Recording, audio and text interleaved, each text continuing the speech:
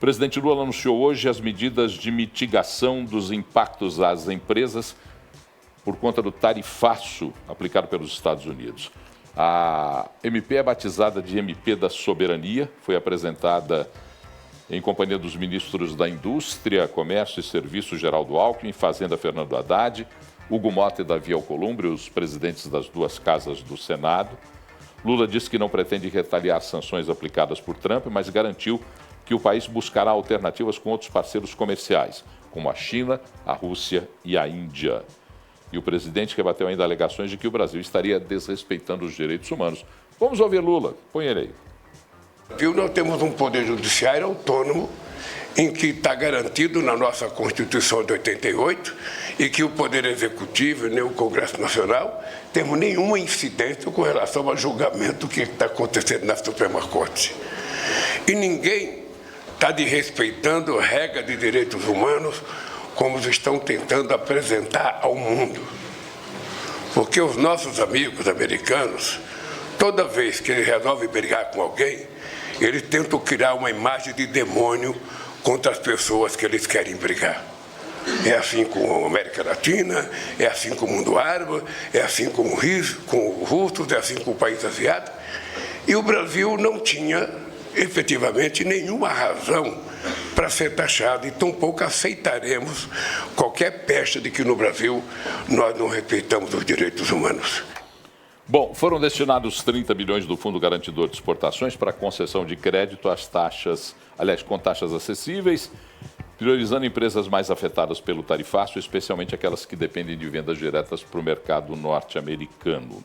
Primeiro, antes de ouvir o Clarel, quero ouvir a análise feita por Gustavo Andrade, que é o economista do programa Meio Dia em Pauta na 98 News e que conversou com a gente. Diga lá, Gustavo. A medida tem como principal veículo, né, o uso do Fundo de Garantia à Exportação, né, que vai financiar a custo baixo todo o setor de exportação. É uma tentativa, claro, de subsídio à exportação e isso tem efeitos distorcivos que, inclusive, podem gerar um paradoxo de piorar os nossos termos de troca, os nossos termos de comércio.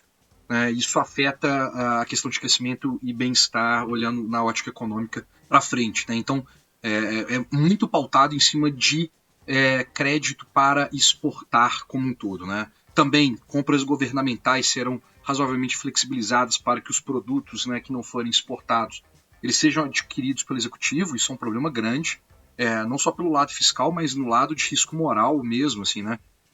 No termo microeconômico, assim, que você está gerando incentivos muito ruins, né? Com isso, distorcendo o preço, né? Assim, você está basicamente gastando dinheiro, né, do contribuinte para comprar esses produtos e, assim, a gente está voltando muito atrás na história econômica e a gente sabe que medidas desse tipo não funcionam nem para proteger o próprio setor que deveria estar sendo protegido. Assim, né? A única resolução de longo prazo para esse problema que a gente está enfrentando é abrir cada vez mais economia e achar novos mercados para que a gente possa negociar e enfim, né, reduzir esse impacto não com medidas de curto prazo, né, mas medidas instrumentalizadas, pensadas, né, para o longo prazo. Né?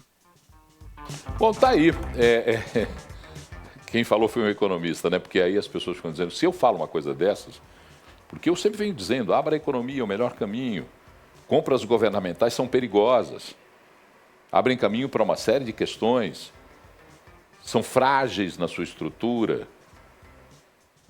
Trazem uma ideia falsa de mercado aquecido.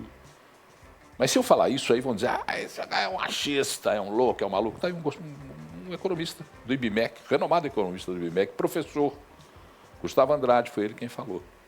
Pois é, e alguém aqui no chat disse, sempre arruma um jeito de colocar algum especialista para criticar tudo que o governo faz. Indique outro especialista. Será que ele vai colocar o nome dele, o diploma dele para falar bobagem? Porque aqui, meu amigo, nós estamos avaliando, e ouvimos aqui o professor Gustavo, falando de ciências econômicas. Ciências econômicas. Agora, se você efetivamente não quer ouvir sobre um estudo, se você quer ouvir achismo, aí você pode indicar quem você quiser. Mas eu duvido que você ache um economista minimamente sério e sem comprometimento que queira falar sobre isso. Assim, Paulo, não vou repetir o que o economista falou. Eu vou te falar só uma coisa. O que o Lula está fazendo, ao invés de ele abrir conversa, diálogo com o Trump, enquanto, em paralelo, abre novos mercados, o que ele está fazendo é aumentar a dívida pública, é endividar mais o Brasil. E o Brasil somos nós, mais de 200 milhões de brasileiros. Ele está te endividando mais, ele está me endividando mais, ele está endividando mais o Paulo Leite. É isso que está acontecendo e ninguém está percebendo. Adiantar crédito, inclusive, é muito perigoso. E compras executivas, que loucura é essa? Ah, não consegui exportar, vou comprar. Vai comprar para fazer o quê com isso? É porque talvez o rapaz que disse que a gente busca especialistas, ou o senhor, não sei, tem uma memória curta, não lembre-se de estoques reguladores, quando o governo mantinha estoques, os estoques se perdiam porque eram mal geridos, porque apodreciam, porque eram jogados fora, ou porque eram objeto de corrupção, mas isso é questão de quem tem memória, de quem observa o país há mais tempo.